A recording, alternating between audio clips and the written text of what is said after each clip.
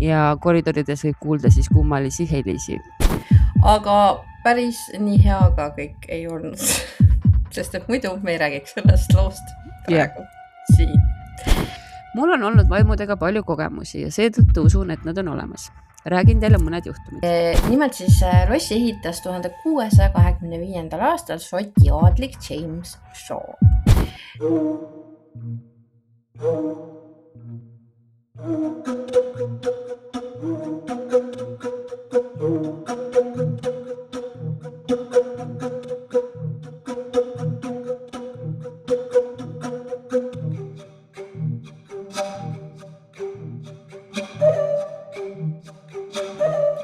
Tere, armsad kikimoorid, sõbrad ja külmavaristajad. Seekord läks teistpidi, sest alanud on Merkuuri retrokraad. Palju õnne meile kõigile ja loodame, et sel korral tehnika meid alt ei vea, nagu eelmine kord juhtus. Mina olen Taki. Mina olen Heidi. Aga jah, Merkuuri retroajal tehnika veab sageli alt, nii et ei maksa imestada, aga me anname endast parima. Täna meil on teie valitud teemaga saade, ehk siis küsitlus oli mõnda aega üleval ja Patreonis patreon.com/kikimoorid ja ka YouTube'is memberitele ehk siis liitujatele ja võitis ülekaalukalt hotellid. Nii et tänane saade on hotellidest õõvastavad juhtumid, mis on seal aset leidnud. Oi, kui huvitav tass sul on. Ja mul on Capricorn. Nojah, sest seda sa ju oled. Meil on väga astroloogia teemaline hoopiski täna mingil põhjusel. Ma ei tea jah, vaatame, mis meil kokku tuleb. No. Ja anatoomiat ja. Ja. Aga enne veel, kui me saate juurde läheme, siis mul juhtus küll siin, meil juhtus gripisid asju, sest me käisime Tondiahil. Jaa, käisime. Ma tean, et see on teie suhtes üliõel, et me seda praegu ütleme, et te peate seda osa ootama sügiseni. Aga me püüame sel aastal olla ise enda vastu hellemad ja targemad, sest et mitte sattuda monteerimispõrgusse, mille me endale ise tekitasime. Okei, väljas asti just raketi nagu, mida universum üritab öelda meile? Aga igal juhul väga huvitav kogemus oli ja kui ma pakkisin asju selleks, siis hakkas mu teedringer tööle. Sorry, see oli Telegram, mis seda häält tegi, kui te kuulsite, ma panen seal kohe kinni. Oli. Ma mõtlesin, et see oli mingi paranormaalne heli. Ei, aga igal juhul teedringer hakkas tööle täiesti lampi. Hiljem ma arvan, ma tegin sellest video. Mis sul seal on? Mul on osi siin.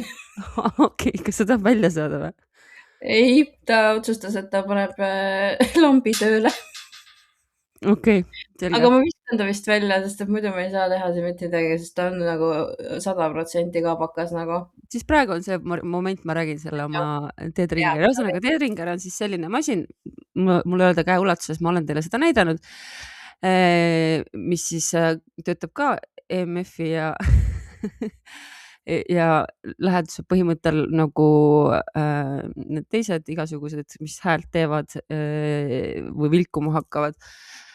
Ja asju pakkides hakkas ta täiesti lampi tööle ja see nagu see sagedus, mida ta tegi või kuidas need helid käisid, tundus, ta ei olnud nagu sihuke nagu rütmi järgi, rütmiline, et ta oli nagu mitte rütmis, ehk siis see pani mind arvama, et ta päriselt töötab. See friikis meid täiesti mõlemaid auti, nii mind kui Danieli, aga sellest ma tegin video ja ma panen selle Patreoni. Et selle video saab panna ka YouTube'i membersitele. Just, meie YouTube'i liitujad, kui te lähete meie YouTube'i kodulehele, kus on praegu täpselt 2220 jälgijad. Aitäh teile kõigile, siis seal saate liituda ja saate praktiliselt sama sisu, mis Patreonis, ehk siis boonusosad ja saate valida saate teemasid. Üht-teist oli seal veel, see on väga sarnane Patreoni sellele kõige tavalisemale külmavaristaja levelile. Aga sellest kõigest saate keskel pikemalt. Läheks siis nüüd lugude juurde või? Teeme ära. teeme ära. Minul on esimene lugu sellisest hotellist, mis kunagi kandis nime Grand Hotel ja asus siis Rootsis või asub Rootsis Helsingborgis.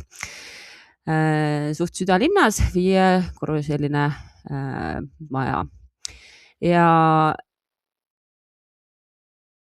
issand jumal, koer tuli ka, musurull, see oli rakett, tule siia, kõik on hästi. No muidugi, noh, kes seal laseb raketti veebruaris nagu 25. veebruar, jälle.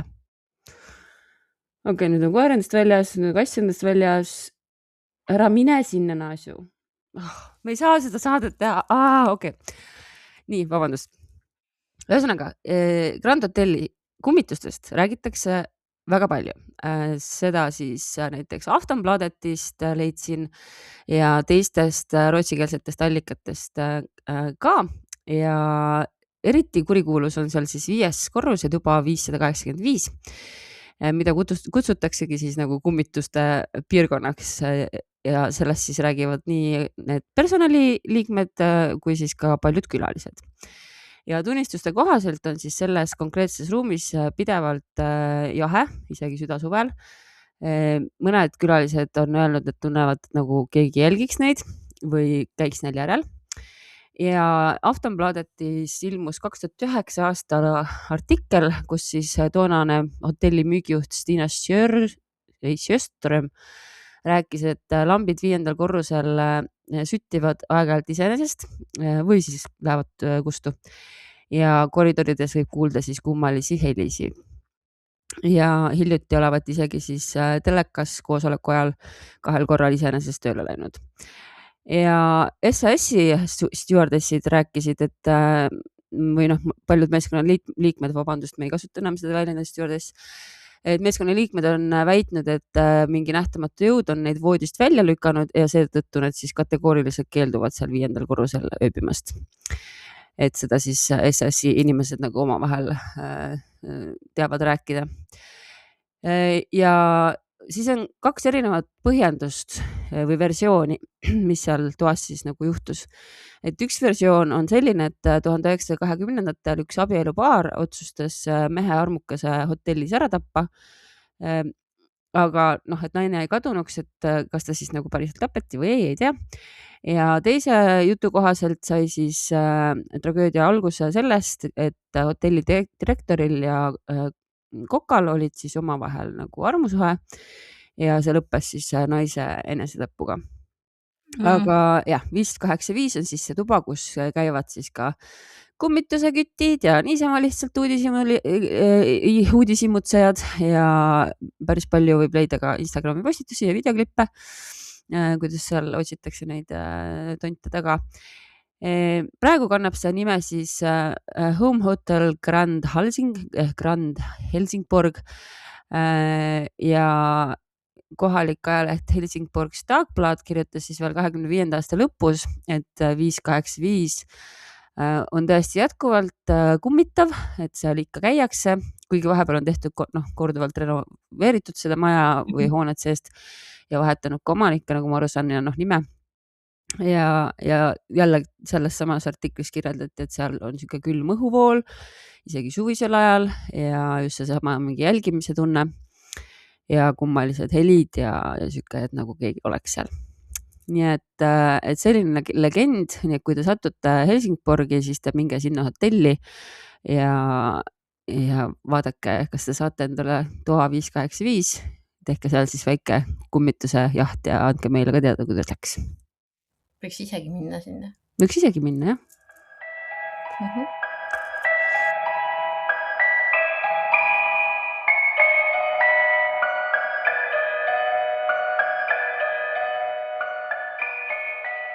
Aga nüüd siis lähme Soome.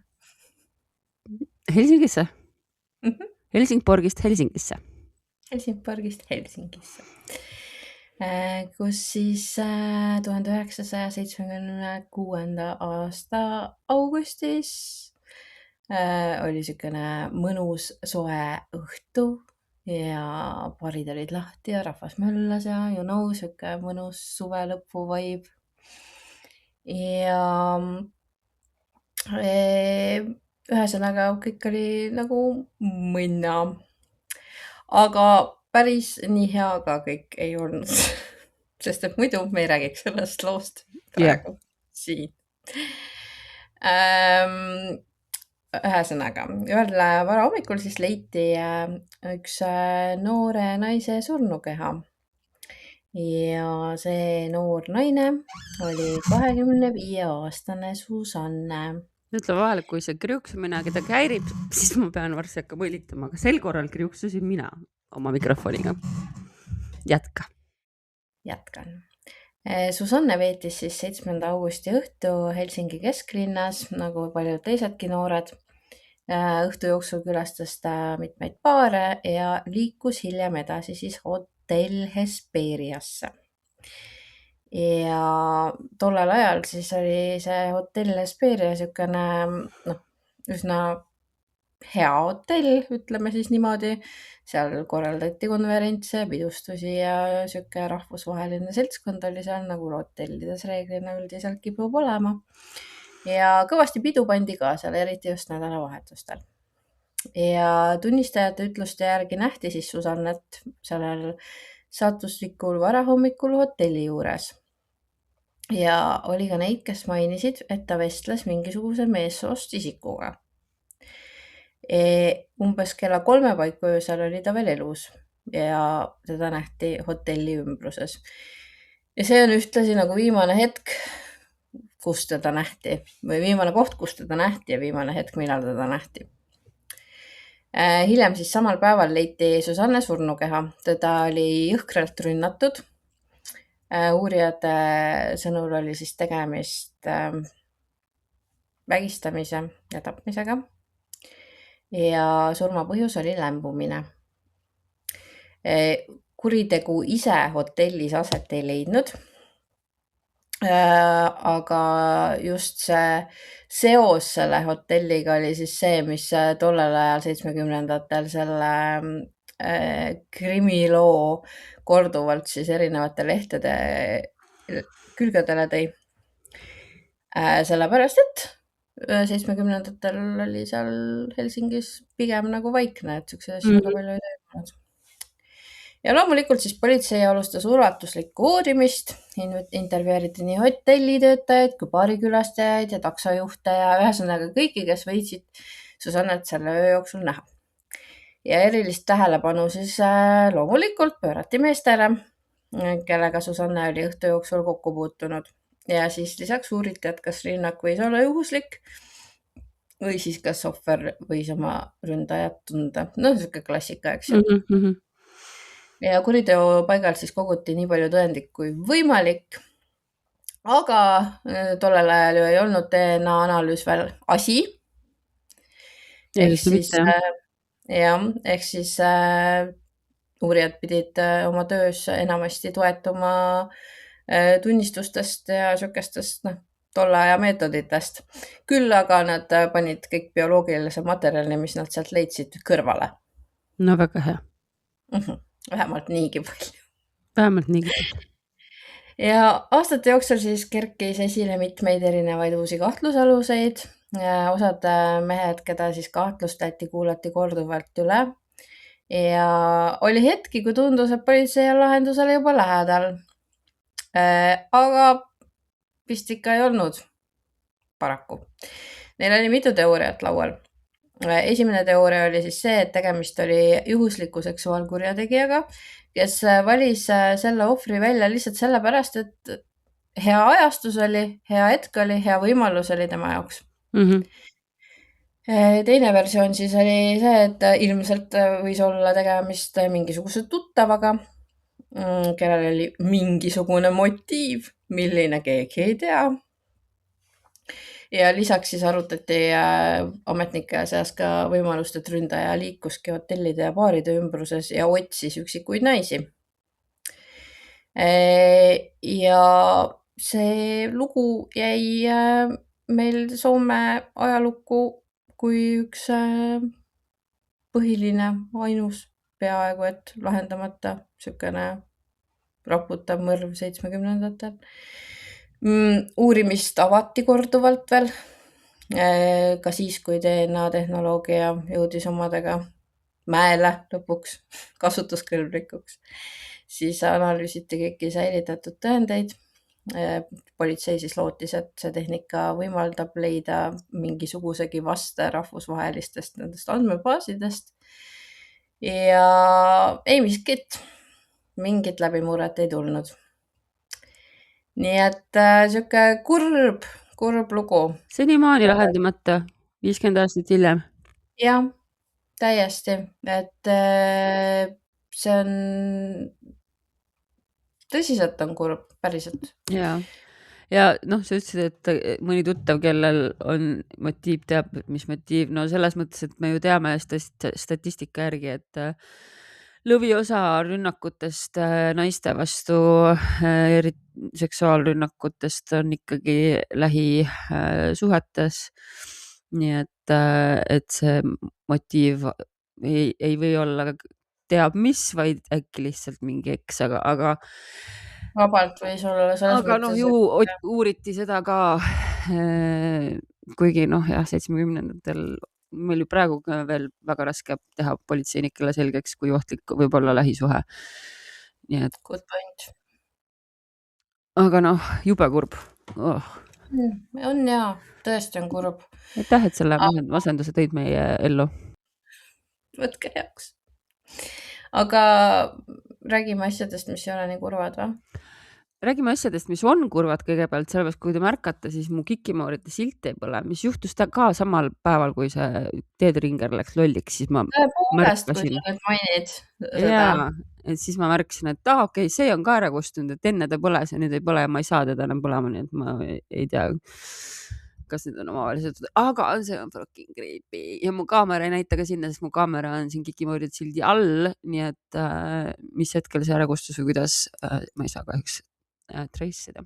Küll aga me saame trace ida oma Patreone ja oma YouTube'i liikmeid, kellele me igas saates ütleme nimeliselt aitäh, sellepärast et tänu teie toetusele saame meie seda saadet teha, olla iseseisvad podcasterid ja teha ka tondijahti ja kõike seda muud lisa, mis me üritame teile ikka pakkuda, et teil oleks aina huvitavam ja põnevam ja kõhedam ja meile endal ka loomulikult, sest et me teeme seda ju suure kire ja armastusega. Ja patreon.com/kikimoorid, ärge unustage ka, et te saate www.kikimoorid.ee meie fännikaupa ja sealt saate allahindlust, kui te olete Patreonid või liikmed. On üks salajane kood. Te teate seda juba. Aga me ütle seda siin osas välja. Ei veel. Aga igal juhul, kui sa oled juhuslikult esimest korda seda saadet kuulamas ja sa ei ole juba edasi kerinud, siis mu kallim algatas sellise toreda mängu, et ta muudab igal nädalal oma nime ja sel korral ta vist ei unustanud ära. Ehk siis vaatame, millega seda meid sel korral üllatab. Aga ka teised on siin sellega kaasa läinud ja see on meie jaoks tohutult põnev ja naljakas, nii et aitäh teile, et te seda teete. Aga aitäh eelkõige, et te meid toetate, vippkülmaväristajad, aitäh Indrek, Mumm ja Volkergeist ja Anne-Mai ja siis, ta ei olegi oma nime muutnud või? On või? On küll, tal enne oli midagi pikemat seal minu mõnest. Okei, igal juhul taki, ehk siis pardikese emotsid, tsirkle ka ja siis 3 musi emotsid. See on lihtsalt, see on ainukene viis, Daniel, kuidas sa saad panna mind tsirkle ka ütlema, sellepärast, et ta kirjutatakse nii, aga jätkuvalt hääldatakse stat. Aitäh Kikide sõbrad, kelleks on Pillerin, Hufflepuff, kellel on ka 2 emotsit, üks on kummitus, teine on ükservik, Pendli Heiks ja Evil Devil, kellel on sarved peas ja aitäh külmaväristajad Endre, Kelly, issand sült, kui see oli 1 S on sulgudes, Kerli, Merle, Shirley, Malle, Ketrin, ka Y-ga, Kadja, Oliver, Kristall, Viirastus, Väike-Päike, Krets, Valgesiil, Ellu, Helina, Kummitus ja Kõrvits on siis emotsid Liina, Kersti, Erki, Anni, Ansu, Marta, nime muudetud, juhuu, nõia emoji ja naeru emoji. Ilona, Anne Tondiste, Kristin Regli, Annika, Kristi, No Name, Airi siin, olete kallid ja siis on see südametega emoji. Vektivuks, lõdisev emoji. Eleni onu Vello, kummitus. Karena, kolmjalgne viinastunud kratt lasi vaimu välja, kummitus. Kreetsi musta südamega. Diana from the moon, Bell lillekesega Kratu. Ma võtsin selle korral siis selle enda kanda, et ütelda välja Dnipro Petrovski babuška ja aitäh Madara ja sa võid siis võtta siit ja siis YouTube'i toetajad ka ette lugeda. Ja aitäh siis veel Katariina, Heili, lihtsalt kõrvits, Eveliine, Anja Kõrgustiku alpinist, Dorit, Tobuke ja Paul Martin. Ja siis lähme YouTube'i, kus meil on Vipp külmaveristaja Kaljukits, aitäh. Ja siis meil on külmaveristajad Õnne ja Maret ja Jane, Egle, Dark Power, ma ei tea, kas ma võin lõpuni öelda, ma igaks juhuks ei ütle, Liisi, Kertu, Marek, Marge, Õnneli, Kati, Saša, Maarja, Martin, Pirjo ja Keidi. Ja igaks juhuks YouTube'i kohta veel täpsustuseks, et kui te ei taha, et me ütleme, või tegelikult meil on juba raske tegelikult järge pidada, kui te ei taha, aga seal saab YouTube'is muuta oma nime ka. See guugeldades või chati käest küsides õpetab teid, kuidas seda teha. Et kui te ei taha, et me teie identiteeti liialt paljastame. Aga igal juhul suured südamed teile, aitäh ja lähme siit siis saatega edasi.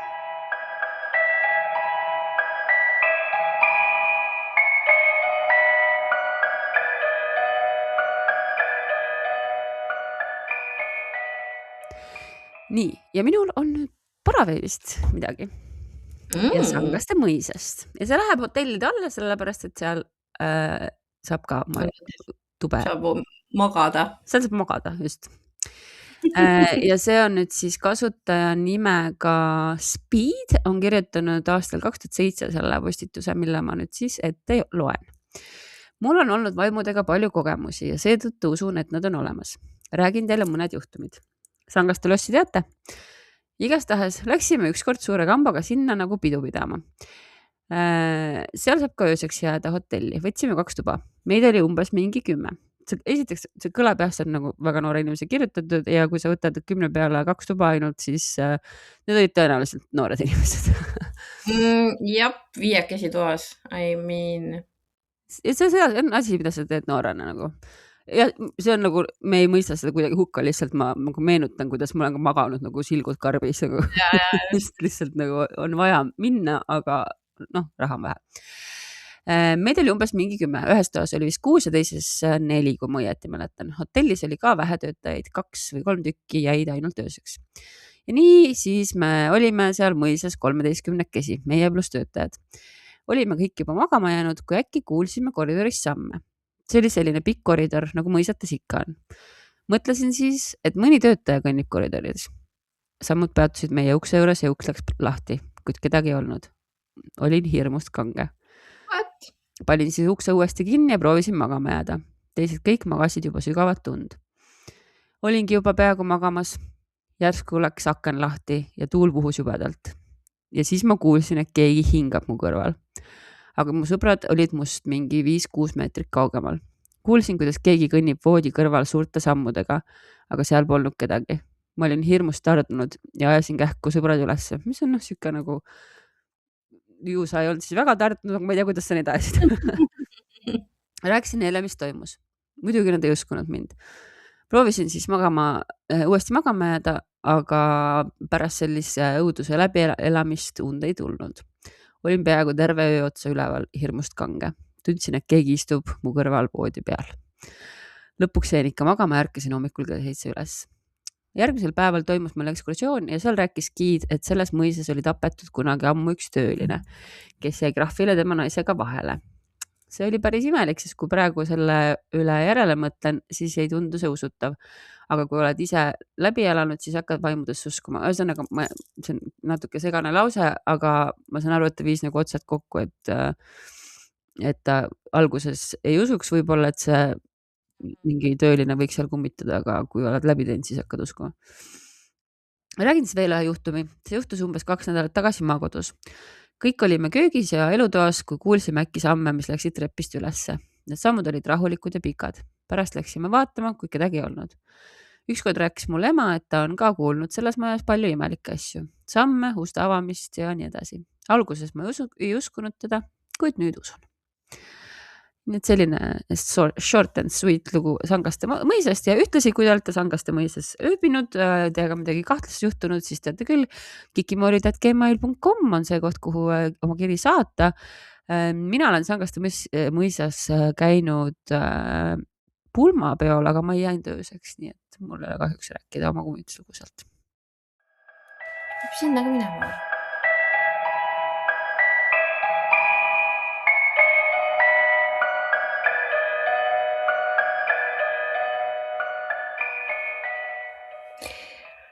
Aga lähme nüüd hoopis Põhja-Iirimaale, sest et Heidi armastab Iirimaad. Ja seal on siis üks selline Põhja-Iirimaa rannik, kus seisab siis 17. sajandist pärit loss, mis töötab siis praegu luksushotellina. Ja nimeks on sellel Ballygally Castle ehk siis Ballygally loss. Ja see on siis üks tuntumaid kummitavaid hotelle sealkandis. Ja kõik see värk keerleb sellise naise ümber nagu Lady Isabel Shaw. Okei. Nimelt siis lossi ehitas 1625. aastal Šoti aadlik James Shaw. Ja nagu paljud siis tolle aja need lossilaadsed asjad oli nagu, veits oli nagu staatuse sümbol, veits oli nagu kaitse, onju. Siuke paksud kiviseinad ja kitsad aknad ja tornituba ja veits oli see, et oleme rikkad ka, vaata. Ja kui sa oled siukene rikas mees, kes ehitab endale enda lossi, siis sul on vaja enda kõrvale ilmtingimata ka noort naist. Ilmtingimata. Ja selleks naiseks siis osutuski Isabel. Räägiti, et nende abielu ei olnud õnnelik. Ja räägiti ka seda, et Isabel ei olnud suutnud anda mehele soovitud pärijat.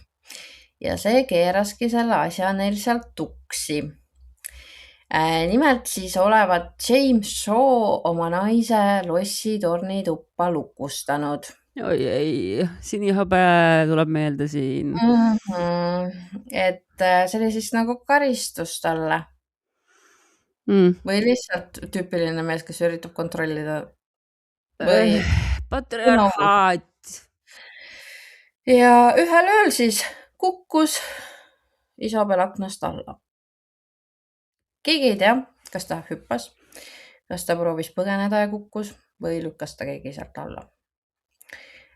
Mingit dokumentaalset tõestust selle mõrva kohta või nagu juhtunu kohta ei ole, sest et 17. sajandil seal üleüldse ka Iirimaal, aga ilmselgelt ka igal pool mujal ei olnud nagu nii-öelda perevägivald asi, mis kuskile arhiivi väga nagu nihkuks, onju.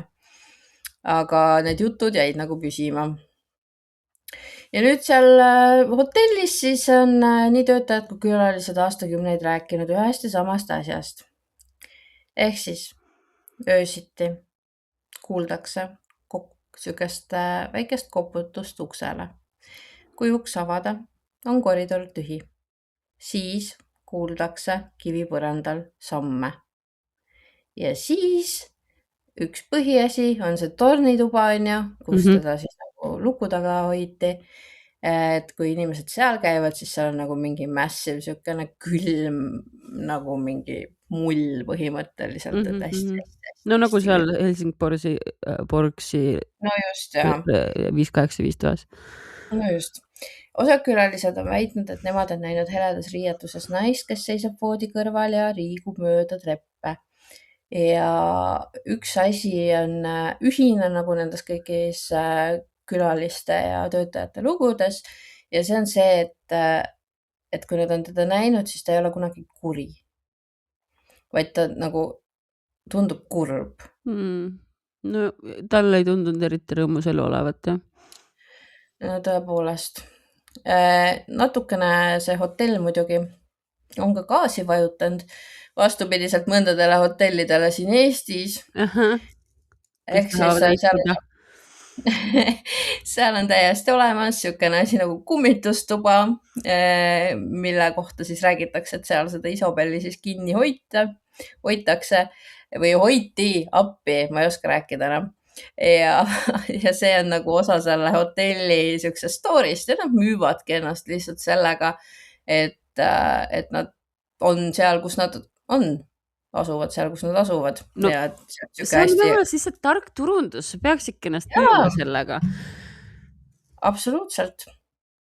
Ja see personal seal lossis on siis erinevates intervjuudes öelnud, et see kummitusstory on nagu osa nende igapäevaelust.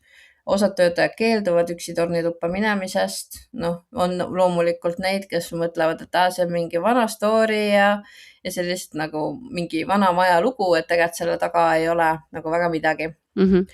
Küll aga on päris toredad külaliste arvustused, mis siis on jäetud sinna külaliste raamatusse. Okei. Siin on 3 näidet. Keegi istus voodi servale. Ei aita. Kuulsin naeru, kui olin toas üksi. See ei olnud mina, ma luban. Uksele koputati 3 korda. Ja see on maks veider. Ühesõnaga, niisugune usutakse siis ühesõnaga, et see Isobel otsib seal tähelepanu lihtsalt või õiglust või ta lihtsalt mingi kinni seal, kus tema elu läbi sai. Ja hotellitöötajad ütlevad või viskavad omavahel nalja, et kui keegi uksele koputab, siis lihtsalt nemad viisakalt vastavad, et tere, Isobel. Ja ongi chill kõik, on ju. Aga mis on nagu mõtlema panev selle asja juures on see, et kui see kõik nagu on päris, on ju, kui oligi see Isobel ja ta oligi seal lossitornis kinni ja tal oligi see nõme mees ja mis iganes taga siis seal tornis juhtus, mis ta elu lõpetas, siis sellest on 400 aasta möödas. Ja ikka tehakse veel. See on crazy tegelikult nagu. Vaata, nii palju räägitakse sellest ka, et umbes, et miks kogu aeg me näeme mingid Victoria ajastu kummitusi või nagu veelgi vanemaid, on ju, et miks me ei näe mingit, ma ei tea, 90ndate riietuses kummitusi, aga küllalt on neid lugusid ka nagu ja teine asi on see, et lihtsalt võib-olla nagu minu kogemus ütleb, ta võib olla nii inimese moodi, et sa ei saa arugi, et sa vaatad kummitusele otsa. Nagu sa veed seal vanalinna keldris, keda sa nägid või? Jah, just, et see mu ainuke kogemus. Et see teooria minu meelest on palju hirmsam, kui hakata mõtlema, et võib-olla vabalt väga palju nii-öelda tänapäevases riietuses hingi, kes meie hulgas ringi käivad ja keda sa võid kohata ja sa ei tule selle pealegi, et ta võib olla hing, mitte päris inimene, sest et ta näeb nii tavaline ja inimese moodi välja. Ja võib-olla me kõik kohtame neid palju rohkem, kui me arvame.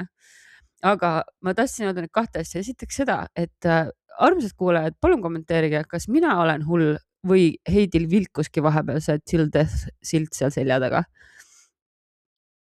Nagu ma tean, et sellel ei ole seda funktsiooni. Näed, nüüd läks jälle heledamaks. Ta nagu läheb heledamaks. Ma ei tea. Okei, see võib olla ka muidugi kaamera teravustamise värk, sest et ta tegi nüüd praegu 3 erinevat tumedusastet läbi, kui sa liigutasid. Mina nagu ei näe seda. et oleks vaja. no see oli ja siis, kui sa täpselt pöörasid sinna poole ja tagasi. Sa saad seda vaadata monteerides. Ja teiseks ma mõtlesin, et kuna meil on natuke aega, siis teeks ühe blast from the past. Sa oled aja jooksul oma neid lugusid siin natuke rääkinud, aga minu meelest Külmakat üks esimesi saateid oli see, kus sa rääkisid oma hotelli kogemusest, kui sa veel töötasid restos. Ja see, kui ma nägin, on ju. Ja, et äkki sa tahad oma need lood siia lõppu veel rääkida uuesti, sest et see oli külmavärinad, see oli 5 aastat tagasi, varsti 6 aastat tagasi. Tõsi. Nii et no ühesõnaga töötasin mina ühes hotellis vanalinnas, mille nime me ei tohi nimetada, sest nad ei soovi ennast seostada kummitavate asjadega. Väike niisugune vihje on see, et see on vanalinnas. jah, see on vanalinnas ja see on 5 tärni hotell, mida Eestis üldiselt väga palju üldse ei ole. Nii et saate ise peilida. Ühesõnaga, olin mina siis õhtut kokku lappimas, vaikselt ära lõpetamas. Ja see oli niimoodi, et see ei ole ka üldse vihje, et restoran oli nagu teisel korrusel. Ja baar oli all, sest et ma tean, et enam ei ole restoran teisel korrusel, vaid nüüd see on ka keldris. Anyway. olin seal üleval ja panin asju kokku ja siis mul oli see veinikuuler tutikate pudelitega, sest et vaikne õht oli ja keegi hotellikülalistest ega kuskilt mujalt nagu söömas ei käinud. Mis tähendas seda, et pudelid seisid seal majaveinidega kinniselt, nii nagu ma nad sinna õhtu alguses pannud olin, kui siis ühel hetkel käis plaks. Ja ma nägin, et põrandale kukkus midagi. Ja järgmisel hetkel ma nägin, kuidas minu paremalt poolt tuli mingi siuke poole meetri või natuke kõrgem. Või see on ikka meeter umbes, meetri kõrgune siuke hallkogu niimoodi silme eest mööda ja siis teisest uksest välja niimoodi üle selle ruumi või saali nagu. Ja ma olin nagu mingi, mida helli. See on iga kord nii creepy. Ja kõige haigem selle asja juures oli see, et ta nagu tahtis ise tähelepanu, sellepärast, et ma hakkasin nagu, ma nägin, et see oli kork, mis maha lendas. Ma jõudsin mõelda, et kuidas, sest see oli see klaasist kork, mis on mingi uue, või see saksa veinidel vist on ju uue maailma veinidel äkki või. Siuke väike punn. Ja see on veel omakorda selle, mitte fooliumist, aga mis iganes materjalist need punnid seal pudeli otsas on. Okay. Et selle all ka veel vaata, see oli ka seal peal. Ja nagu see ei make sense, et see nagu lihtsalt niimoodi suvaliselt ära lendas sealt pealt. Ja siis tüüp pani sealt. Ühesõnaga, siis ma friikisin auti, võtsin asjad kaasa, läksin alla baari. Ja baaris oli teine tore tüüp, kelle eest mind kohe nagu, mitte ei hoiatatud, aga kellega mind natukene nagu tuttavaks tehti, enne kui ma taga ise kokku puutusin. Teised seal, kes varem seal töötasid, rääkisid, et neil õhtuti, siis kui nad sulgevad, käib keegi leti peale koputamas. Ja et siis, kui sa kuuled neid koputusi, et siis on viisakas talle pakkuda juua. Siis olidki esimesed korrad, ma sain vist niimoodi läbi, et ei olnud koputamist, aga siis ükskord sai see koputamine minuga kätte. Kas see oli samal õhtul või? Minu meelest ei olnud sama õhtu, ma ei mäleta enam ausalt öeldes. Muidu oleks olnud väga loogiline, vaata, et ta teeb üleval lahti endale pudeli ja siis lähed alla ja siis valad. Ei, ma ei tea, selles mõttes, et seda kuju ma nägin ühe korra, aga koputamist oli nagu palju. Seda juhtus nagu pidevalt, aga pärast seda igal juhul kuulsin mina ka koputamist ja valasin viskit välja ja siis koputamised lõpesid selleks õhtuks jälle ära ja niimoodi ta järjest läks seal. Ehk siis inimesed täitsa vabalt elavad, töötavad, hängivad seal täie teadmisega, et seal on sellised lahedad kummitused ja meil ei lase uurida neid võtt. Jah. Aga see, et inimesed harjuvad, see on jah, et seesama, kui see teedringar mul siin lolliks läks, siis ma võtsin oma need kodukaamera salvestused ka alla laadsin. See on nii naljakas, kuidas ma alguses ma olen täiesti freaked out, siis ma teen vahepeal selle video nagu telefoniga, et panna üles Patreoni.